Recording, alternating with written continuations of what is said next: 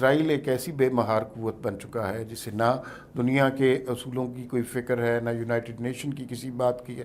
اخلاقی سطح پر فلسطینی عوام نے جو جد و جہد کی ہے وہ اپنی اخلاقی سطح پر جنگ جیت چکے ہیں۔ اس کا نقصان پاکستان کو ایک ریاست کے طور پر ہوگا۔ یو اے ای میں جو لوگ پولیٹیکلی ایکٹیو ہیں پاکستانی بہن بھائی، وہ خبردار رہیں۔ اس کا حل نہ فوج کے پاس ہے نہ کسی اور کے پاس ہے، اس کا حل پولیٹیشنز کے پاس ہے۔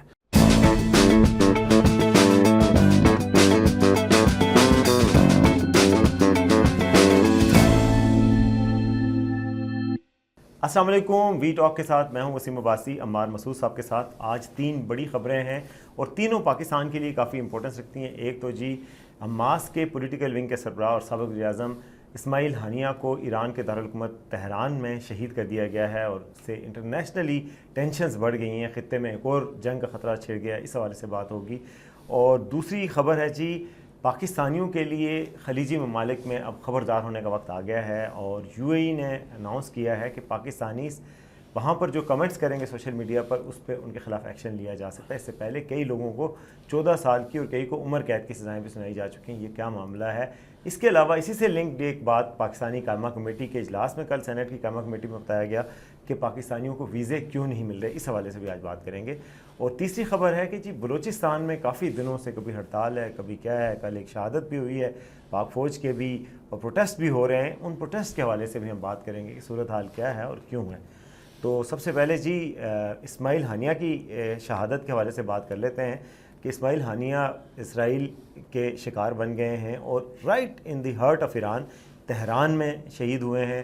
ایران کے جو سپریم لیڈر ہیں انہوں نے کہا ہے کہ ہم بدلہ لینا ہم پہ فرض ہو چکا ہے۔ پاکستان نے کنڈیم کیا ہے اور کہا ہے کہ یہ اسرائیلی ایڈونچرز قابل تشویش ہیں خطے میں، جو اسرائیل کر رہا ہے کہ کبھی کدھر پنگا کبھی کدھر پنگا۔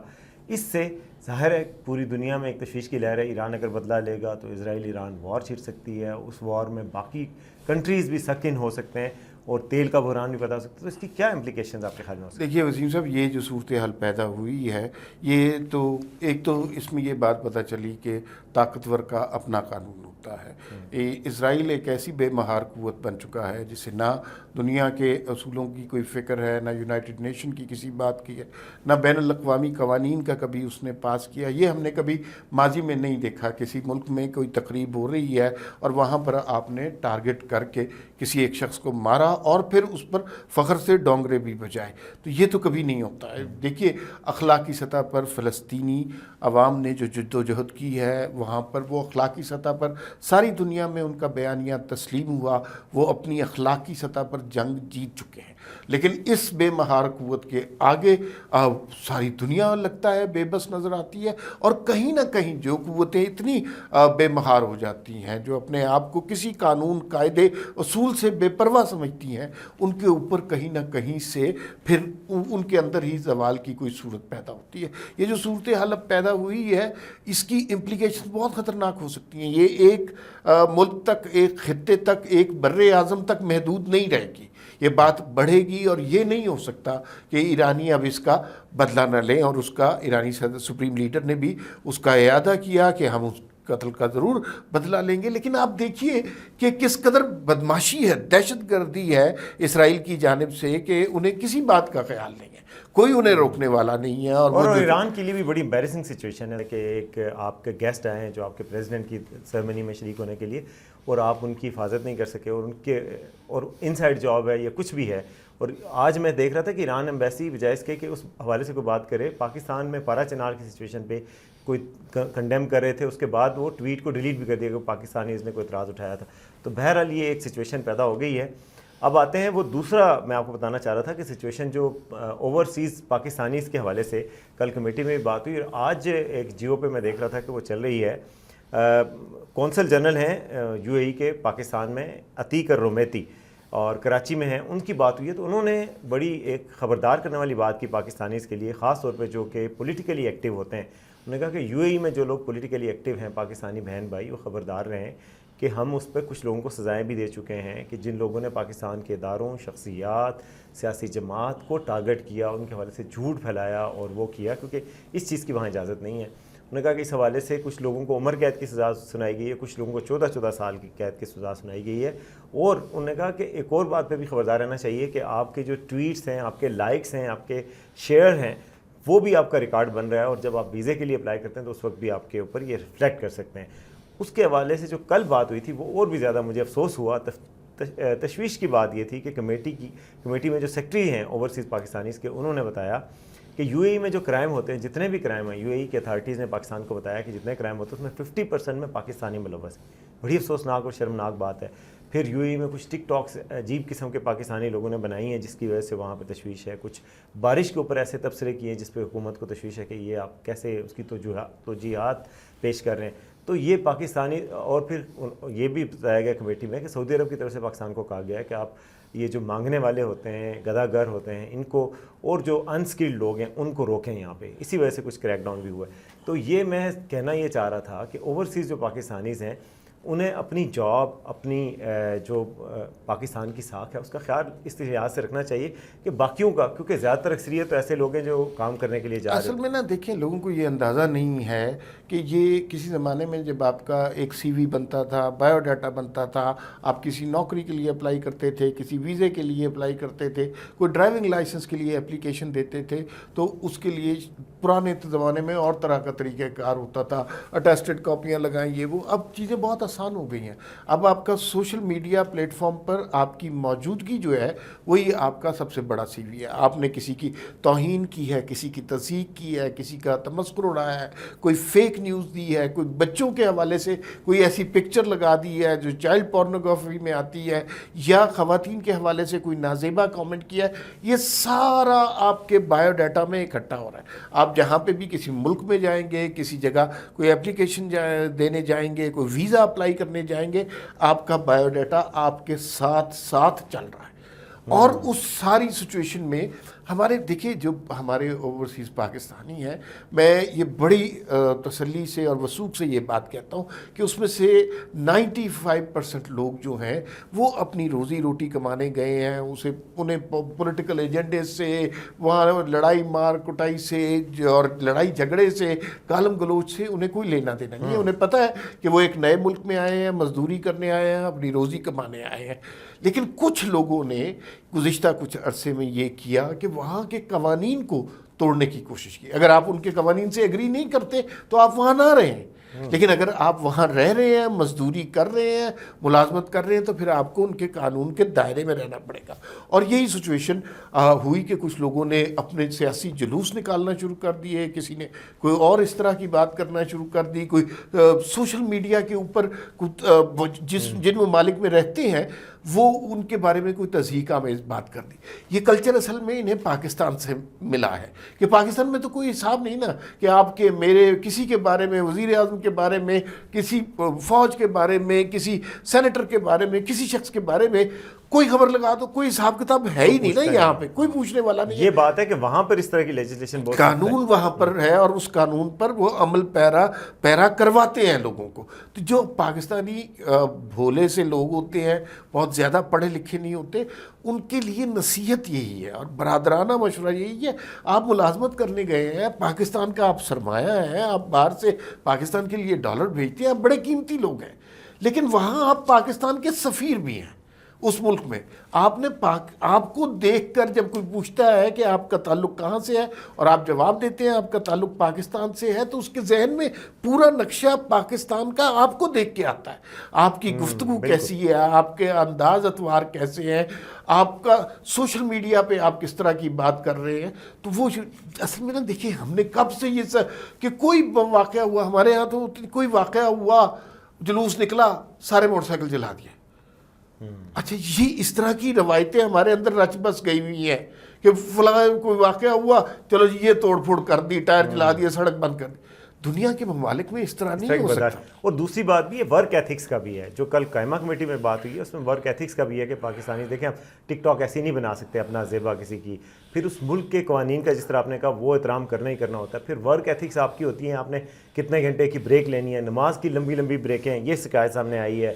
ہائیجین کا خیال رکھنا کہ وہاں پہ آپ جا رہے ہیں تو آپ کے جسم سے خوشبو آ رہی ہو, بجائے اس کے کہ آپ نہائے نہ ہوں کئی دن تک. یہ چیزیں بھی پاکستانیز کو, اور زبان آپ کی, آپ غصہ تو نہیں کھاتے, جلدی لڑتے تو نہیں لوگوں سے, یہ سب چیزوں کا خیال ہمیں ضرور رکھنا چاہیے, کیونکہ یہی سویلائز نیشن میں, اور یہ جیسے آپ نے کہا کہ وہ پاکستان کے ایمبیسڈرز ہیں, تو وہ پاکستان کا نیک نامی کریں گے, اور باقی جو لوگ پاکستان سے ویزا لینے کے لیے جا رہے ہیں ان کے لیے بھی آسانی ہوگی. ادروائز قائمہ کمیٹی میں یہ بتایا گیا کہ ان ممالک نے پاکستانیوں کے بجائے دوسروں کو ترجیح دینا شروع کی ہوئی ہے, اور اس کی وجوہات یہی ہیں کہ وہ سوشل میڈیا پہ اس ملک کے خلاف پوسٹ کرنا, ان کے حوالے سے غیر قانونی کاموں میں ملوث ہونا, ٹک ٹاکس اس طرح کی بنانا, گداگری میں ملوث ہونا, اور بدتمیزی اور جھگڑے وغیرہ کرنا. تو اس چیز سے ہمیں باز رہنا چاہیے. ہمیں پاکستان کے لیے بہت بڑا سرمایہ اوورسیز پاکستانیز ہیں, ان کو اس چیز کا خیال رکھنا چاہیے.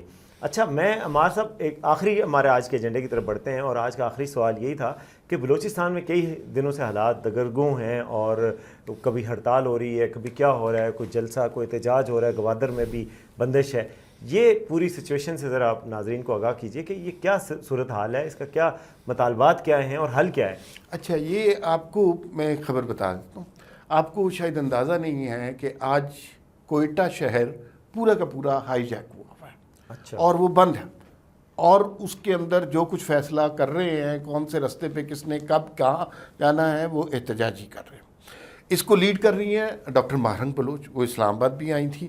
اسلام آباد والوں نے بڑے احترام سے, اور کاکڑ صاحب کی انہی کے علاقے کی حکومت تھی, بڑے احترام سے انہیں رکھا. لیکن ایک دفعہ 1-1.5 مہینے کے بعد ٹریفک میں چونکہ بلاک ہونے لگا, تو واٹر کینن سے ان پر پانی پھینکا گیا اور انہیں بسوں میں بٹھا کر بھیج دیا گیا. اس کے علاوہ کوئی تشدد نہیں ہوا, کوئی گولی نہیں چلی. لیکن آج کل ماحول ایسا ہوا ہے کہ اس واقعے کو بھی بہت بڑا قرار دیا. آپ رستہ بند کریں, جو ابھی ہم بات کر رہے تھے, کسی دوسرے ملک میں رستہ بند کریں تو آپ دیکھیں پولیس کس طرح ٹریٹ کرتی ہے, آپ کو نہیں کر سکتے. دوسرا, ڈاکٹر ماہرنگ بلوچ کا تھا کہ یہ ڈاکٹر عبدالغفار لانگو کی صاحبزادی ہیں. اچھا. اور یہ آپ سب جانتے ہیں کہ بی ایل اے کے بڑے فرنٹ لائن کمانڈر تھے. آپس کی گروپنگ میں یہ بی ایل اے کے آپس میں گروپ لڑے, اس میں ان کو مار دیا گیا. یہ کہتے ہیں کہ وہ مسنگ پرسن ہو گئے, اور پھر انہوں نے مسنگ پرسن کے حوالے سے ایک بہت بڑی کیمپین شروع کی. مسنگ پرسن بلوچستان کا ایک بہت بڑا مسئلہ ہے, اس کا سلوشن ہونا چاہیے تھا. لوگوں کے گریونسز ختم ہونے چاہیے. یہاں تک بات بالکل صحیح ہے, اس کو تسلیم کرنا چاہیے. لیکن ایک کمیشن بنا, قاضی فائز عیسیٰ کی سربراہی میں بنا تھا.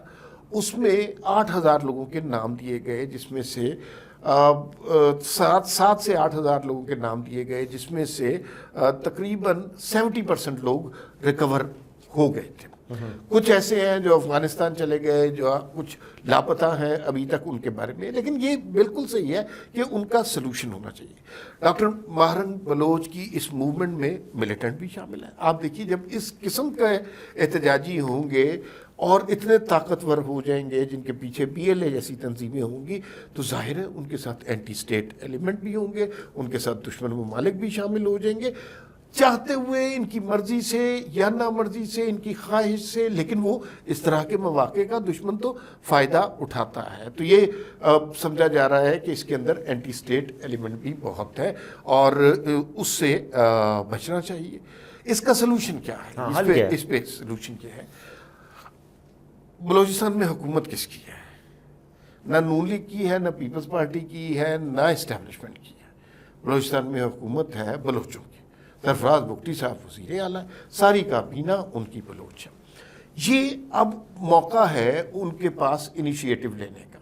وہ انیشیٹو لیں, اس پرابلم کو سالو کریں. نہیں کر سکتے, انگیج کریں, مذاکرات کریں, گفتگو کریں, کسی نہ کسی طرح کچھ مطالبات ان کے ماننے چاہیے. لیکن اگر وہ نہیں مانیں گے, اگر وہ فرض کریں کہ سرفراز بگٹی پہ ایگری نہیں کر رہے, وہ شہباز شریف پہ ایگری نہیں کر رہے, اپوزیشن پہ ایگری کر دیتے, اپوزیشن کے لوگوں سے مذاکرات کریں.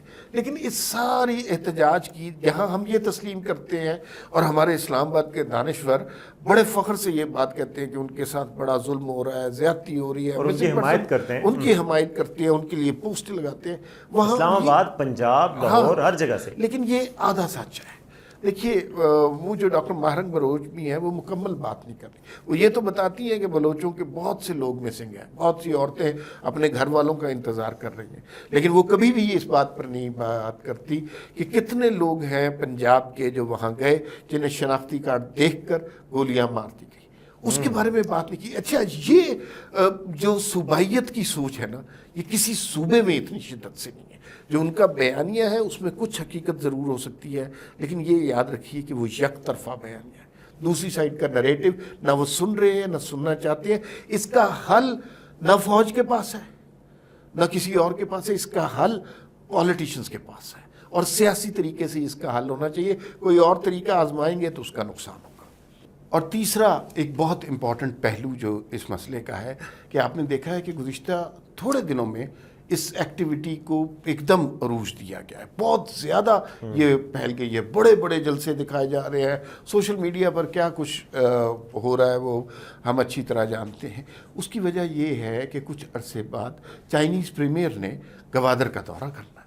اچھا, جب کوئی بھی اتنے بڑے ملک کا سربراہ مملکت ہمارے یہاں آئے گا تو اس سے پہلے اس طرح کا صورتحال پیدا کرنا اور اس طرح کا نیریٹو بنانا, یہ خبریں ظاہر ہے پاکستان تک تو صرف محدود نہیں ہے نا. سوشل میڈیا کوئی پی ٹی وی تھوڑی ہے کہ وہ ایک خاص قسم کی خبریں, وہ تو ساری دنیا میں پھیلے گا.